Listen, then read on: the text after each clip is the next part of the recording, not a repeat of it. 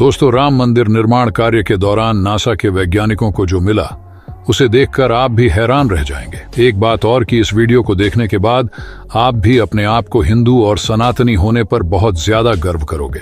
आखिरकार कई सालों के इंतजार की घड़ी अब खत्म हो चुकी है और राम मंदिर बनकर तैयार हो चुका है। अब लोग 22 जनवरी का इंतजार कर रहे हैं, क्योंकि पुजारी के अनुसार 22 जनवरी 2024 को भगवान राम की मूर्ति की प्राण प्रतिष्ठा होगी। लेकिन दोस्तों, मंदिर निर्माण कार्य के दौरान कई ऐसे चमत्कार हुए जिसे देखकर कई लोग हैरान हुए हैं। यहां तक कि भारतीय स्पेस एजेंसी इसरो के वैज्ञानिक भी ऐसे चमत्कार को देखकर सोचने पर मजबूर हो गए।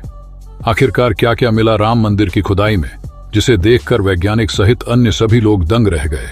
आखिर वह कौन सा राज है? आखिर राम मंदिर निर्माण के दौरान उन वैज्ञानिकों को ऐसा क्या दिख गया जिसके बाद वह भी प्रभु श्री राम के भक्त बन गए? आज की इस वीडियो में हम आपको राम मंदिर निर्माण कार्य के दौरान हुए ऐसे ऐसे चमत्कार बताएंगे कि आपके पैरों तले जमीन खिसक जाएगी। तो दोस्तों, जानने के लिए वीडियो को एंड तक जरूर देखिएगा, और इससे पहले आप इस वीडियो को लाइक और चैनल को सब्सक्राइब जरूर कर लीजिए। दोस्तों, बात आज से कुछ साल पहले की है। उस समय राम मंदिर के निर्माण के लिए 1200 खंभों का नक्शा तैयार किया गया, जिसके लिए तकनीक के विशेष वैज्ञानिकों को बुलाया गया ताकि वह अपनी देखरेख से मंदिर निर्माण में होने वाली कमियों को दूर करें और राम मंदिर की भव्यता को और ज्यादा निखार सके।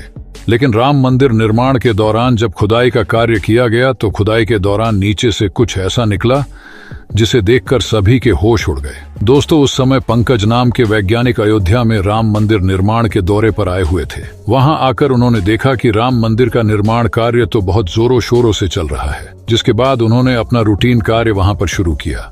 लेकिन मंदिर परिसर में ही उन्हें एक ऐसा हिस्सा दिखाई दिया जहां की जमीन बहुत ज्यादा नरम थी, उसके ऊपर कोई खुदाई भी नहीं कर रहा था। तभी पंकज ने कुछ मजदूरों को उस स्थान पर खुदाई करने के आदेश दिए, लेकिन उस स्थान पर खुदाई करते ही जमीन के अंदर से तेज पानी की धार उत्पन्न हो गई। यह नजारा देखकर सभी लोग चौंक गए। किसी के भी समझ में नहीं आ रहा था कि आखिर इस सतह पर खुदाई के दौरान नदी की धार कैसे निकल गई। थोड़ी देर तक सभी लोग उस पानी को देख ही रहे थे कि अचानक जहां से पानी निकल रहा था वहां पर उन्हें पुरानी मूर्ति जैसा कुछ दिखाई दिया। धीरे धीरे वह मूर्ति ऊपर आ रही थी। पंकज को इस पर विश्वास नहीं हो रहा था। फिर पंकज ने जब इस पानी का परीक्षण करवाया तब यह बात सामने आई कि यह तो पास में बहने वाली सरयू नदी का पानी है, जो भगवान राम का बहुत बड़ा चमत्कार था कि स्वयं माता सरयू श्री राम मंदिर निर्माण में अपनी सहभागिता देने आई थी। जब मूर्ति को बाहर निकालकर उस पर परीक्षण किया तो पता चला कि यह मूर्ति शायद 700 से 800 साल पुरानी है। जमीन से पानी अभी भी निकल रहा था, लेकिन कमेटी के सभी लोगों के मन में चिंता जागृत हो गई थी कि अगर जमीन के अंदर से पानी निकलेगा तो राम मंदिर का निर्माण कार्य पूरा नहीं हो पाएगा। साथ ही मंदिर की मजबूती को लेकर भी काफी शंकाएं उत्पन्न हो रही थी। सरयू नदी का राम जन्मभूमि के नीचे मिलना कोई बड़ा चमत्कार था या फिर भगवान का संदेश, ये कोई नहीं जानता था। लेकिन सभी लोग भगवान के चमत्कार को नमन कर रहे थे। आखिर में जब किसी को कोई रास्ता नहीं दिखाई दिया तो सभी लोग मिलकर एक साथ भगवान श्री राम से प्रार्थना करने लगे, क्योंकि अगर यह पानी की धारा सही समय पर बंद नहीं होगी तो राम मंदिर का निर्माण कार्य नहीं बढ़ पाएगा। और अगले दिन चमत्कार कुछ ऐसा हुआ कि जब निर्माण कार्य पुनः शुरू हुआ तो अपने आप ही सरयू नदी की यह धारा बंद हो गई, जिसके बाद पुनः जोरों शोरों से राम मंदिर का निर्माण कार्य शुरू हो गया। लेकिन आप सभी के मन में अब ये सवाल आ रहा होगा कि वह पुरानी मूर्ति कहां से आई। तो चलिए इस मंदिर के इतिहास के बारे में चर्चा करते हैं। इतिहासकारों के अनुसार कौशल प्रदेश की प्राचीन राजधानियां अवध को कालांतर में अयोध्या और बौद्ध काल में साकेत कहा जाने लगा। अयोध्या मूल रूप से मंदिरों का शहर था।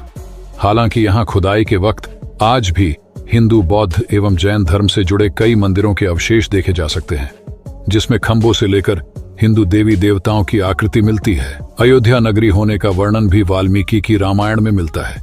कहते हैं कि भगवान श्री राम के जल समाधि लेने के पश्चात अयोध्या कुछ क्षण के लिए उजड़ सी हो गई थी, लेकिन उनकी जन्मभूमि पर बना महल वैसे का वैसा ही था।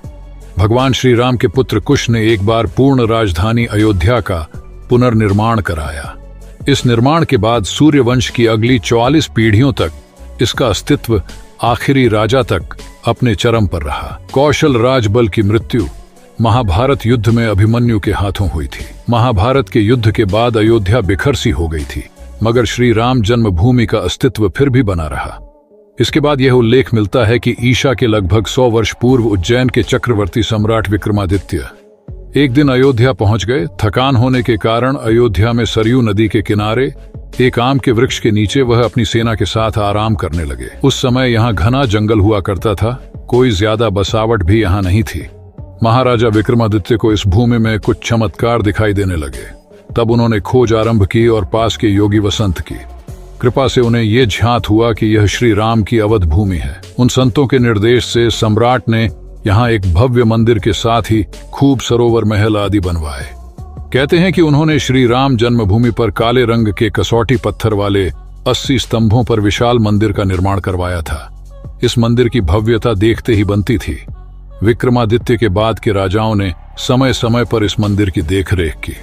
उन्हीं में से एक शुंग वंश के प्रथम शासक पुष्यमित्र शुंग ने भी मंदिर का जीर्णोद्धार करवाया था। पुष्यमित्र का एक शिलालेख अयोध्या से प्राप्त हुआ था, जिसमें उसे सेनापति कहा गया है तथा उसके द्वारा 2 अश्वमेध यज्ञ के किए जाने का वर्णन है।